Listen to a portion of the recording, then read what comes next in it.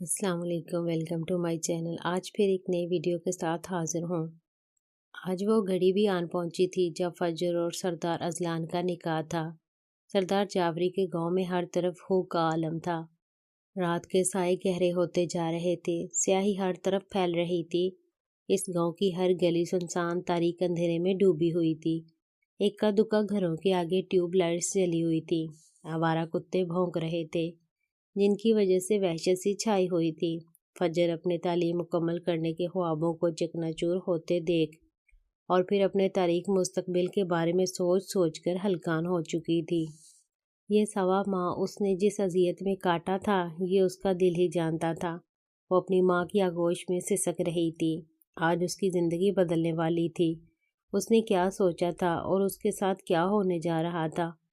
معاذ نے سردار جلال الدین کے فیصلے کے خلاف جانے کے لیے اپنے بابا سائیں سردار جعفری کو کہا، مگر سردار جعفری جانتے تھے کہ سردار جلال الدین کے فیصلے کے خلاف نہیں جا سکتے، اور اگر انہوں نے ایسا کچھ کرنے کا سوچا بھی تو اس کا انجام بھی ان کے پورے خاندان کو بھگتنا پڑے گا۔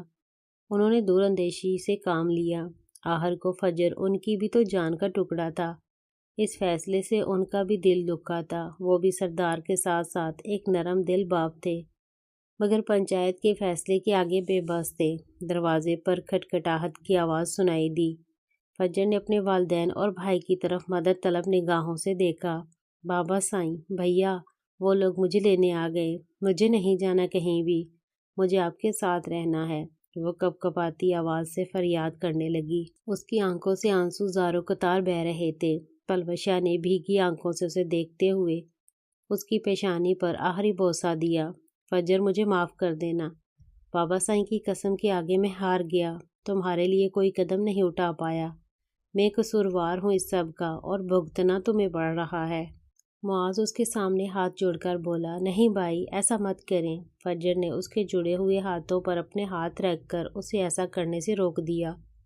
میں نے کہا تھا نا کہ آپ کی خاطر میں اپنی جان بھی دے دوں گی، تو شاید آپ کے لیے اپنی جان قربان کرنے کا وقت آ گیا ہے۔ معاذ نے فجر کی بات پر تڑپ کر اسے دیکھا۔ دروازہ پھر سے زور سے کھٹکھٹایا گیا تو سردار جعفری نے دروازہ کھول دیا۔ گھر کے باہر حویلی کی جیپ کھڑی تھی۔ کچھ آدمی اور عورتیں کھڑی تھیں۔ سردار جلال الدین سائیں کا حکم ہے کہ بی بی جی کو اپنے ساتھ لے آئیں۔ ایک عورت نے کرخت آواز میں کہا، میری جان تمہیں اللہ کے امان میں دیا۔ سردار جعفری نے اس کے سر پر ہاتھ رکھ کر نم آواز میں کہا۔ فجر اپنے سر پر چادر اوڑھے ان عورتوں کے ساتھ باہر نکل گئی اور جاتے جاتے آخری نگاہ اپنی فیملی پر ڈالنا نہ بھولی، جو گھر کی دہلیز پر شکستہ حالت لیے کھڑے ہوئے تھے۔ فجر جعفری ولد جعفری آپ کو سردار اذلان ولد سردار حماد کے نکاح میں دیا جاتا ہے، کیا آپ کو قبول ہے؟ قاضی صاحب پوچھ رہے تھے، لیکن فجر بت بنی بیٹھی تھی۔ وہ اس بات سے قطعی نابلد نہ تھی کہ ایک خون بہا میں آئی ہوئی لڑکی کو کن کن آزمائشوں کا سامنا کرنا پڑتا ہے۔ یہ نکاح کرنا اس کے لیے زہر پینے کے مترادف تھا۔ اس نے اپنی بھاری پلکوں کی جھالر اٹھا کر ایک نظر قاضی صاحب کو دیکھا تھا۔ کیا نہیں تھا اس کی نظروں میں التجا، بے بسی کا ہر رنگ؟ قاضی صاحب بھی نظریں چرا گئے۔ بتاؤ بیٹی، قاضی صاحب نے پوچھا۔ قبول ہے۔ اس کی آنکھوں کے سامنے اس کے بھائی اور بابا سائیں کا چہرہ لہرایا تھا۔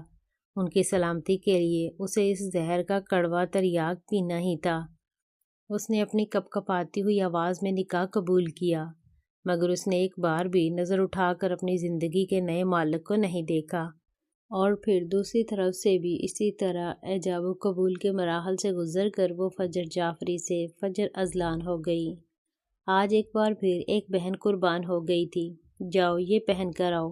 ایک عورت نے اسے عروسی لباس تھمایا تو اس نے پہلے تو حیرت انگیز نظروں سے اسے دیکھا، مگر مرتی کیا نہ کرتی کہ مصادق پر عمل پیرا کرتے ہوئے لباس زیب تن کیا تو کچھ عورتیں اسے دلہن کا روپ دینے لگیں۔ وہ نڈھال سا وجود لیے خود کو ان کے رحم و کرم پر چھوڑ چکی تھی۔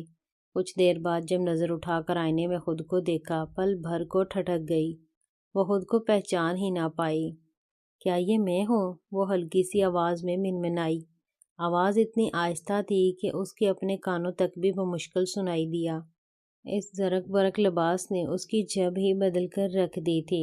وہ عورتیں اسے اپنے ساتھ لیے کسی کمرے کی طرف بڑھ رہی تھیں اور وہ اپنا مردہ وجود لیے ان کے ساتھ گھسیٹتی چلی جا رہی تھی۔ چلو ادھر بیٹھو۔ انہوں نے اس کا لہنگا بستر پر پھیلائے اسے بیڈ پر بٹھا دیا۔ جانے کتنی ہی دیر یوں ہی گزر گئی۔ بیڈ پر بیٹھی ہوئی وہ کمرے کا جائزہ لے رہی تھی، جو بڑی ہی خوبصورتی سے ڈیکوریٹ کیا گیا تھا۔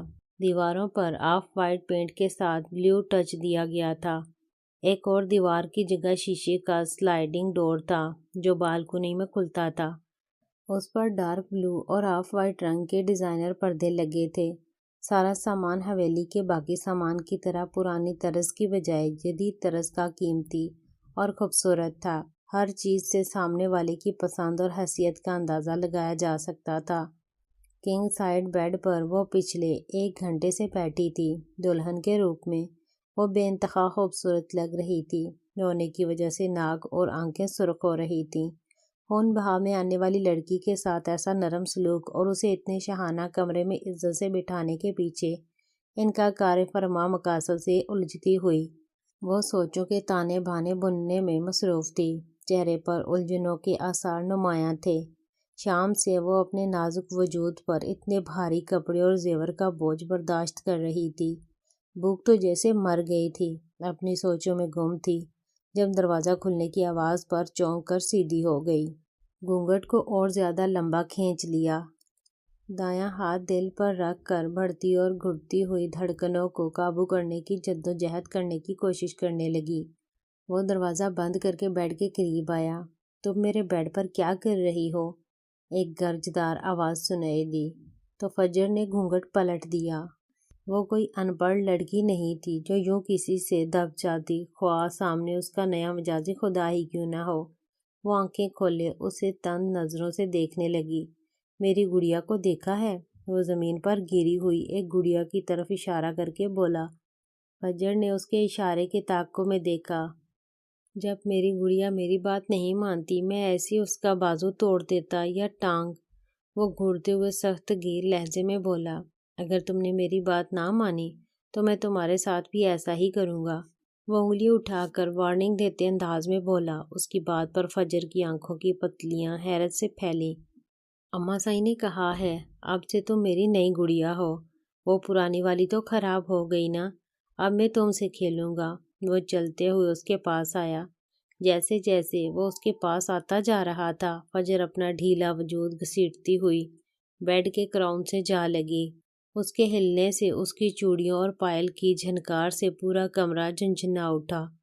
وہ پرشوق نگاہوں سے اسے دیکھتے ہوئے بستر پر بیٹھا اور فجر کے پاؤں پر بندھی گھنگروؤں والی پائل کو اپنی انگلی سے کھینچا، جو ایک جھٹکے سے کھل کر اس کے ہاتھ میں آ گئی۔ واؤ، یہ کتنی پیاری ہے، اور اس کی آواز بھی۔ وہ اسے اپنے کان کے قریب کیے زور زور سے ہلانے لگا۔ فجر نے اپنا نچلا لب دانتوں تلے دبایا۔ کیا اس لیے مجھے؟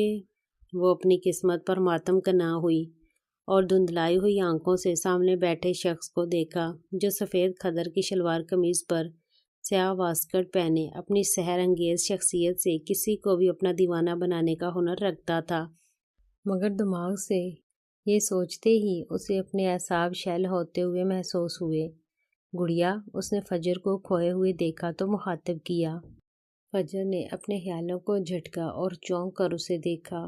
آؤ تمہیں چینج کراؤں، وہ سادہ سے انداز میں بولا، مگر فجر کے رہے سے اوسان بھی خطا ہوئے۔ میں روز اپنی گڑیا کو اپنے پسند کے ڈریس پہناتا ہوں۔ تم کون سا پہنو گی؟ وہ سوچتے ہوئے اٹھ کر کبرڈ کی طرف بڑھا۔ فجر اپنی جگہ سے ہل بھی نہ سکی۔ فجر، تم کم ہمت نہیں، ایک ویل ایجوکیٹڈ لڑکی ہو، یوں ہمت نہیں ہار سکتی، مقابلہ کرو ان حالات کا۔ اس نے خود میں ہمت مجتمع کی اور بستر سے اٹھی۔ ناول ابھی جاری ہے۔ ناول کا بقیہ حصہ بہت جلد اپلوڈ کر دیا جائے گا۔ چینل کو سبسکرائب کر لیں۔ شکریہ۔